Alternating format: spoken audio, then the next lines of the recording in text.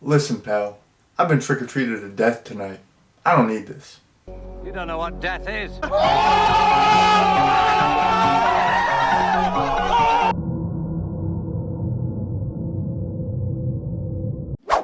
So Halloween 2 picks up right where the last movie left off. It's still Halloween night, and Laurie is being transported to the Haddonfield Hospital, and Michael is still at large. So Michael is traversing the city, trying to get to the hospital and kill Laurie, and he's killing anyone else who gets in his way. Okay, so the first thing that I really like about this movie is the fact that it takes place right after the first movie.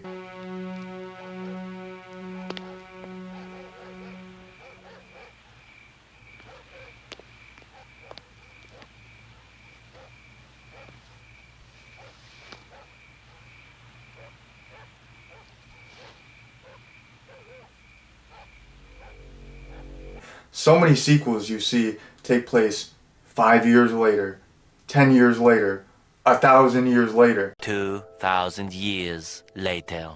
And I really just like the fact that this is like a straight up continuation. You can watch these movies back to back. I personally have never done that, but you could totally do that. And it's cool to see like how everything unfolds. And you know, the town becomes aware of the killings and Michael, and there's like mass hysteria. People are, you know, crowded around the Myers house. You know, people accidentally get killed. It's just like you get to see the chaos, the aftermath of like what happens to this quiet town. So I really like that. And another thing that I really like, this is one of my favorite parts of the movie, is just seeing Michael randomly creep around Haddonfield. Found directly across the street from the home where the murders took place. The teenager was taken across town to Haddonfield Memorial Clinic. Paramedics at the scene say the stroke girl was seriously injured. So the majority of the movie does take place at the hospital, which I do like the hospital setting. It's a great setting, but like all the shots where it's just Michael creeping, lurking around Haddonfield are fantastic. Like when he goes in that elderly couple's house and grabs the knife, that shot is so creepy. And I like too when he's just like lurking around town. You know, it's like he's like nobody's really suspicious. Nobody's suspicious like that because it's Halloween. He's rocking the costume. Ben Tramer has the same costume, so I guess it's a popular costume around town. So like people initially aren't looking for him, so he can just kind of like, you know, peruse around town, do his thing because it's Halloween night. So he gets a pass. Another thing that I really like is the hospital staff is just so irresponsible. I suppose if we left the door open, we could hear somebody was coming, or one of the kids started to cry. No, I've got to check it out first. 15 minutes. If everything's okay. You're wasting time. Like I love sleazy characters. The hospital staff is just they're terrible. You know, it's like you got lives on the line. You got a very high stakes job.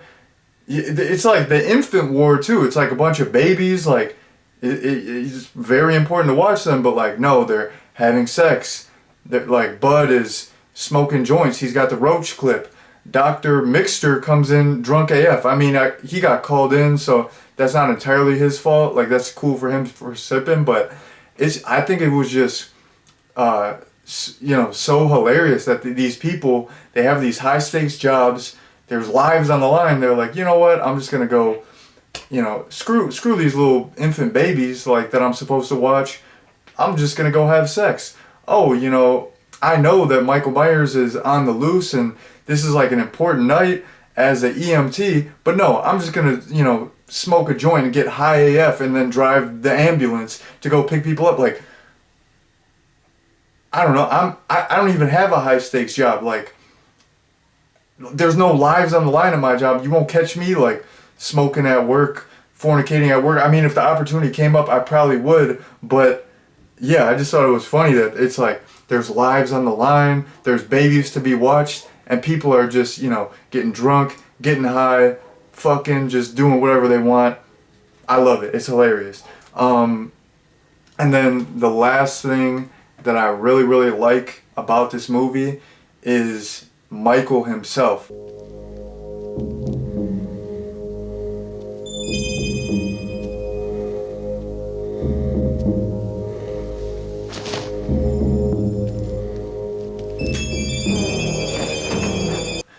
He's got the look. I love when, you know, like when Michael is shown as like smaller, like just like a regular guy. Like in some, I feel like as the sequels go on, he gets like progressively bigger and bigger and bigger. And I always like a smaller Michael. It makes it scarier. Like it's just like he's just some like everyday average guy, but he's just like this force. He looks like a normal guy, but it's like what lies beneath is just this evil force. Like I feel like that makes him almost more menacing. It's like if someone looks like it's like a goth chick, you know, that's like they look like they're like about that life, but they're probably posers. It's like Michael, he doesn't have to be like some buff 7-foot tall dude. Like, you know, he's about it. Like, you know, he's out here catching bodies, you know what I mean? But like he doesn't have to look crazy. He doesn't have to like show it. Like you just know like he's about that life. So I like that he's smaller. I like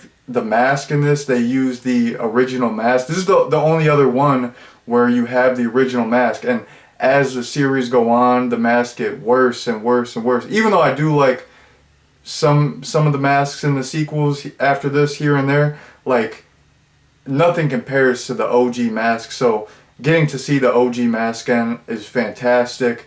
Also, I really like, you know, Dick Warlock's portrayal. I feel like he still had the very mechanical, inhuman movements, and a lot of people complain about him walking too slow. I do think he does walk quite a bit slower than Nick Castle, but that's not something that really bothers me, because I feel like Michael, it's like established in the first movie that he's not one of these killers that runs. You know, Jason is running in the earlier sequels. Michael, he's like, he never runs. So yeah, he's like a little bit slower, but I feel like the movements and the mannerisms, the portrayal is pretty on par with Nick Castle's. It's a little bit different, but not that much different. And yeah, that is my final like. So I only have one dislike, and that's that they introduced this angle that Laurie and Michael are brother and sister.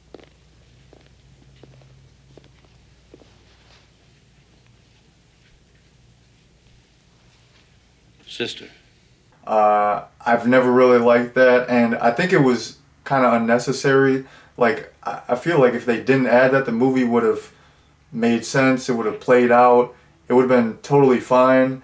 And I don't know, like, it just doesn't gel with me. Whenever I watch the first movie, I'm not thinking that Michael and Laurie are brother and sister. I'm just thinking that it was this random obsession. Like, he just, you know, saw her at his door, and like he's like, okay, I'm gonna focus on her. She's gonna be my target. There was no rhyme or reason. It was just like happenstance. It was just like Laurie's talking about, like fate. Like, it was just like she happened to be there, he happened to see her, and it's like it was just like circumstantial. There was like no rhyme or reason. So yeah, this kind of gets in the territory of like over explaining, and like we don't need an explanation. You know, this isn't that much over explaining. It's not like the whole, you know, Cult of Thorn thing, but it's like getting into that territory. So yeah, in terms of dislike, that is something that I've never really been a fan of. Okay, so my absolute favorite kill in the movie is when the girl gets stabbed in the side of the head with a syringe.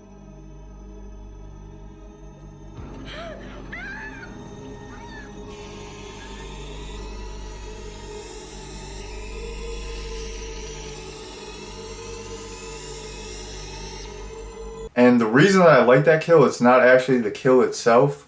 It's like seeing Michael in the background. I love that sequence because it's like complete dark, and then Michael just creeps into frame, like the only thing that's lit is his mask. And I just love any instance where Michael is just lurking in the shadows and you don't really see him, and then you just see like a little bit of light on his mask. I've always been into any sequence like that. So that kill is my favorite, purely and simply because I just love kind of how it's suspenseful. You see Michael creeping, there's some tension, and like the lighting and the cinematography is absolutely beautiful.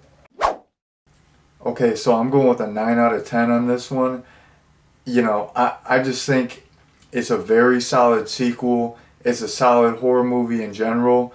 And yeah, this is one of the best sequels in the entire franchise. You can't go wrong with Halloween 2. The only problems that I have with this are the sister angle being introduced, and you know, it is more of a straight up slasher movie and it's not as suspenseful than the first one. So, you know, it's never going to compare to the first one, but in terms of a sequel, I think this is, you know, a fantastic and incredible, a magical sequel. So I'm going with a 9 out of 10. Alright everyone, that's been my review of Halloween 2.